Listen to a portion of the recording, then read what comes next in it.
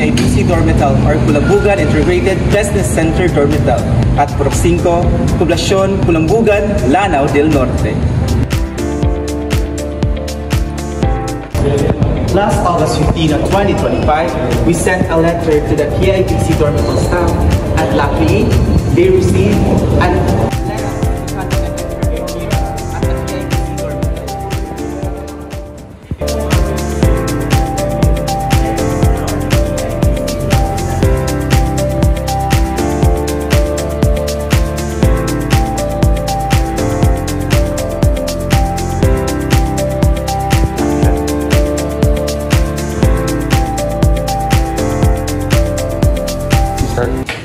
So good morning everyone. So I am now here at KIBC Dormital together with Mr.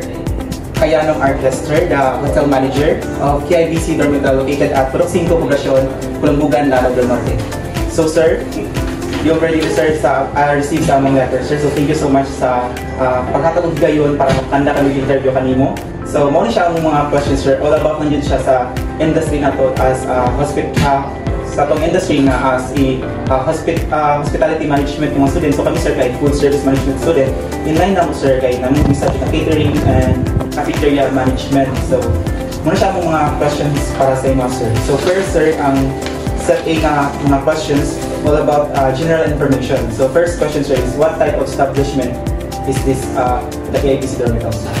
Actually, KIBC Dormital and Events Place is a hotel. It is combined hotel and function hall.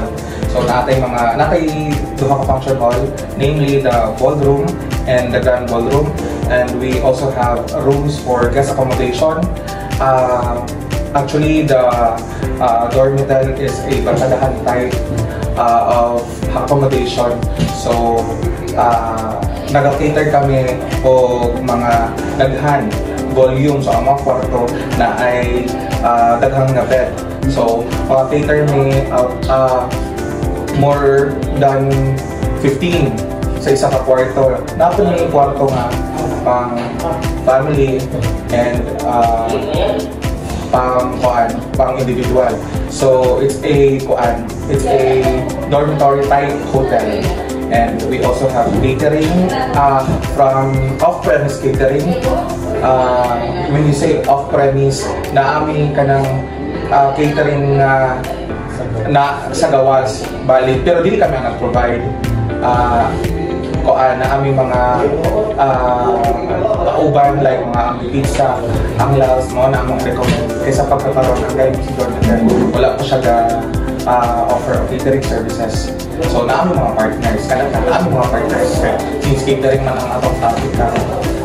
So thank you so much sir. So third ito na itong questions about on-premise off-premise. So since nagtubag naman ni sir, so dinatang siya yung mga taso.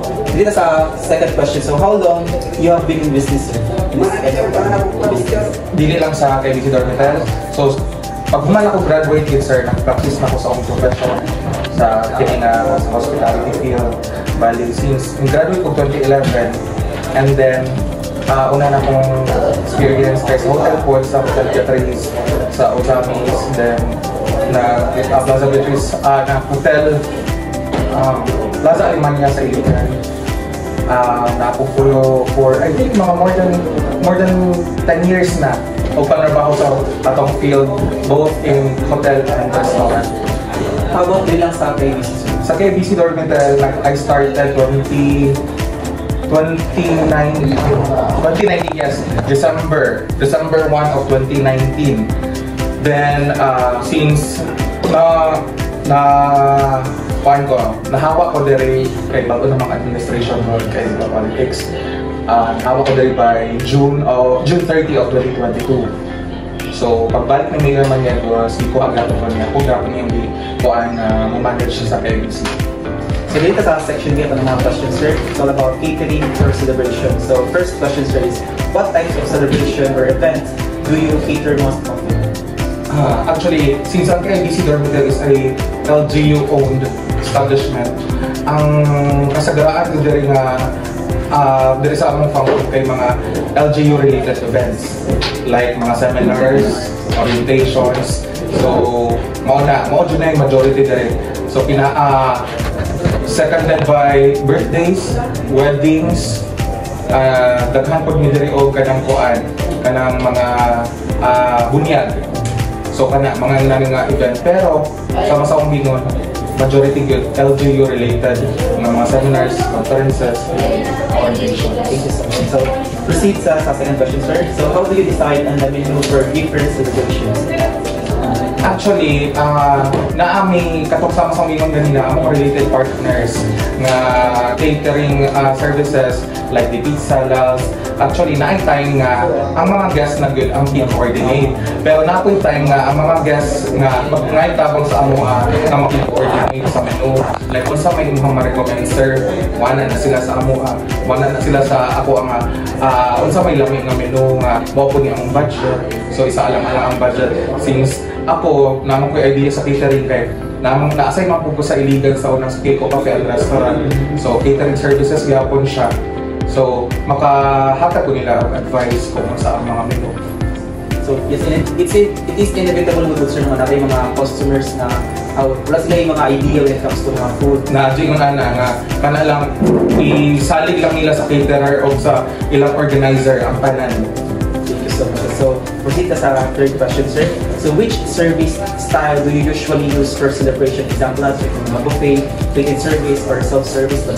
Actually, there is a KBC Dormitel na experience na tanan. Pero usually yun, buffet, plate in, usually. Pero kadaghanan, buffet style service. So, dito sa answer, last question sa set B. So, how do you handle special requests from clients? Kumusta ang mga special requests? Dietary needs or mga culture preferences, like dapat mga wedding sa Marina, so nakin. Actually, kanang mga halal kuan, ako dun siguro nga halal friendly, kung di halal certified, halal friendly ang among i-recommend nga partner ng restaurant. Diba sa Lal's Cafe and Restaurant, na sila gibutang signage nila halal friendly. So, it means kuan sila kanang wala sila offer of pork. Dayon, kung na yung mga ingunan nga kanang kita kuan, I make sure na ako i-inform among catering partner na example na yung mga allergy o ngunani nga mga food. So, ako yung i-make sure, dili naman kaya ako may mag-coordinate good sa amo ang partner na catering service. So, akong isulting yun kay isod na kayo makasalakta kay health related. So thank you so much, sir. So we'll proceed sa section C nga mga questions, sir. So it's all about operations and planning. So sa question number 1, how far in advance do clients usually go catering for celebration? Naay times nga 1 month ahead na naging anak. So napoy mga less than 1 month. Pero usually kanang catering services like para ng wedding, more than 1 month ginang preparation ana. Like naamang mga decorator po so isang alang-alang ang catering services ang food. So money na sila diri magpa-book namo. Usually 1 month. Pero kung mga LGU related lang, mga days or 1 week lang ang preparation ana. So na yung mga tendency, sir, na i-cancel nilang lang mga na-book na kalipan mga sir? Pero naaman may terms and conditions. So before ka magpa-book, nakamugirma ka atong terms and conditions. So kinahanglan po ka og 50% kuan ka ng payment. So example, na yung kuan is, sa amo ang venue is kuan na 5,000. So kinahanglan ka mo daw og 2,500. Then kung dili mo dayon, kuan na mo 10% ang 2,500 para sa kuan man na siya. Mao man ay nakutang sa terms and conditions na mo nga imong ipirmahan. Imbis mahatag to na mo nga date sa lain nga client so or guest, mahatag niyo na mo sa imong basig na aming makuan ba imbis mabook na og lain, hatag na mo. Wala na mo nahatag. So, proceed ka sa last question, sir. So, what equipment and staff are essential for successful catering event? What equipment? So, actually, ang catering partners, equipped din sila ng mga inana. Like, they have their mga shaking dish, kanang lamp, naa sila yung mga inana, naa sila yung mga cloth, naa sila yung tablecloth and skirting cloth. Usually po, ang catering services kaya na ay mga kanang catering staff, like naa sila yung paniyong rin sa upati, food server. So naa sila, mga ilahang mga pandili lang sa equipment ng PowerPoint.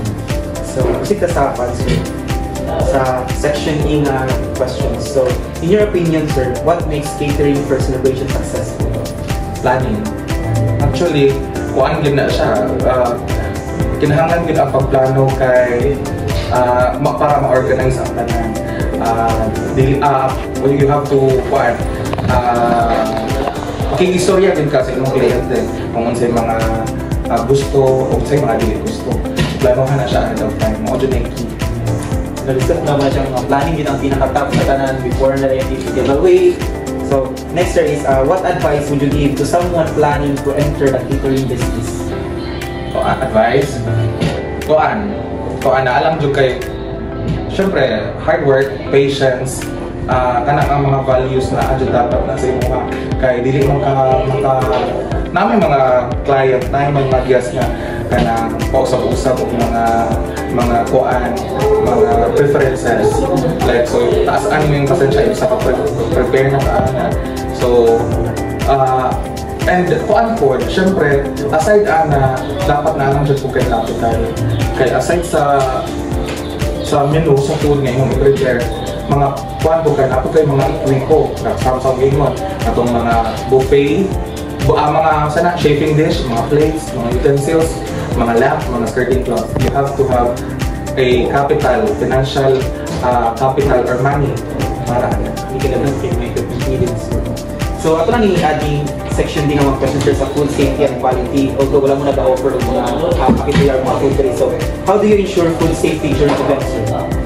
Well, actually, I make sure na ang pina-prepare ng food is paan siya, limpyo. Like, ang manpower, ang mga food server should use proper like gloves, hairnet, kinahanglan ginamit na. Like, kung ang partner catering service magpa-assist sa usually, amo dyan nang gikuan nga papa-apil mo og gloves o hairnet.